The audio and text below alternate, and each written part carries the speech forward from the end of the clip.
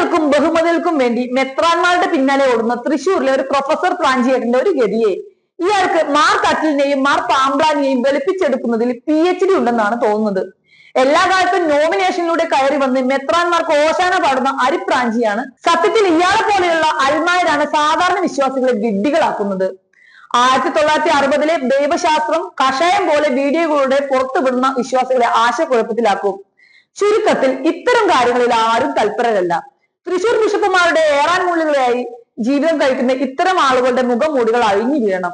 മെത്രാന്മാരുടെ താല്പര്യങ്ങൾക്കനുസരിച്ച് video ചെയ്യാനും അതിലൂടെ സഭയുടെ ആരാധനാക്രമം അട്ടിമറിക്കാനും ശ്രമിക്കുന്ന ഈ പ്രാഞ്ചിയേട്ടൻ ജനാഭിമുഖ കുർബാനയ്ക്ക് വേണ്ടി സിനഡിന് കത്ത് നൽകിയ തൂങ്കുഴി ബിഷപ്പിന്റെ അനുയായിയാണെന്നാണ് വിശ്വാസികൾ സാക്ഷ്യപ്പെടുത്തുന്നത്. തൂങ്കുഴി ബിഷപ്പിനെ എന്തുകൊണ്ട് ഈ പ്രാഞ്ചിയേട്ടൻ വിമർശിക്കുന്നില്ല? തട്ടിലിനെയും താഴത്തിനെയും ഒന്നും പറയില്ല. പദവികളാണല്ലോ വലുത്. സഭയുടെ ഏകത കുർബാനയ്ക്ക് വേണ്ടി ഒരു ചുക്കും ചെയ്യാത്ത ആളാണ് ഈ അരിപ്രാഞ്ചി.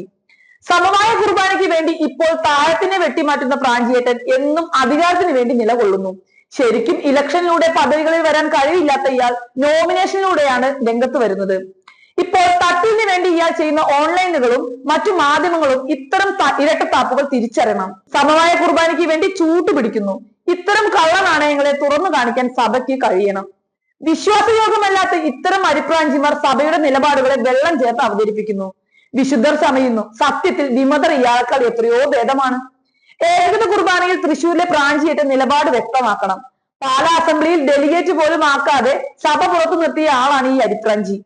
ജനാഭിമുഖ കുർബാനയും സമവായ കുർബാനയും പ്രാഞ്ചിയേറ്റൻ തള്ളി പറയുമോ? തട്ടിലിനെയും താഴത്തിനെയും പാമ്പ്ലാനെയും തൂങ്കുഴിയെയും വിമർശിക്കാൻ ധൈര്യമുണ്ടോ അരിപ്രാഞ്ചിക്ക്? ഏകത കുർബാനയ്ക്ക് വേണ്ടി 1 മിനിറ്റ് അനുകൂലമായി നിൽക്കാമോ പ്രാഞ്ചിയേട്ട? മുട്ടിടിക്കുമല്ലേ?